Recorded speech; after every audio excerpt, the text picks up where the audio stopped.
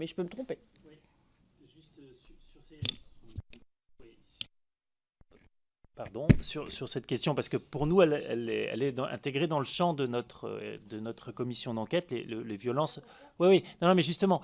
Mais est-ce que sur les questions de harcèlement moral, vous avez également aussi une cellule d'écoute? Enfin, j'imagine, hein, mais comment expliquez-vous qu'il n'y ait pas eu? Parce qu'on cherche en réalité à comprendre pourquoi, parfois, il y a une omerta qui se crée. Et c'est un vrai sujet pour nous, c'est-à-dire comment on fait pour libérer la parole et que les victimes, les témoins puissent avoir un lieu où ils puissent dire des choses. Et c'est pour ça qu'on vous pose la question sans aucune malice.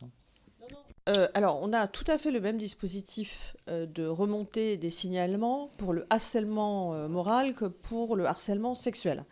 Euh, Vous avez raison de dire que, et d'ailleurs on a des dispositifs de communication extrêmement récurrents. Oh, pardon, excusez-moi, c'est moi qui... Parce que, en effet, normalement, le moyen le plus naturel doit pouvoir être de signaler le dysfonctionnement d'abord à son management.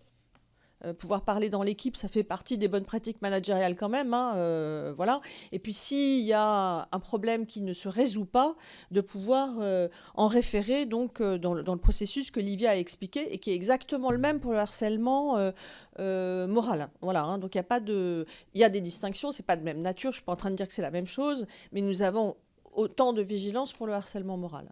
Voilà. Et donc c'est vrai que la question, et c'est pour ça que dans mon propos introductif, je citais le nombre de signalements.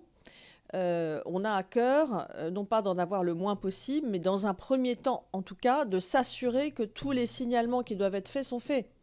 Donc le fait qu'on ait plus de signalements aujourd'hui qu'il y a quelques années, pour moi, va plutôt dans le bon sens. Ça veut dire que les gens font confiance au processus qu'on a mis en place, le signal, et ça nous permet de traiter des cas.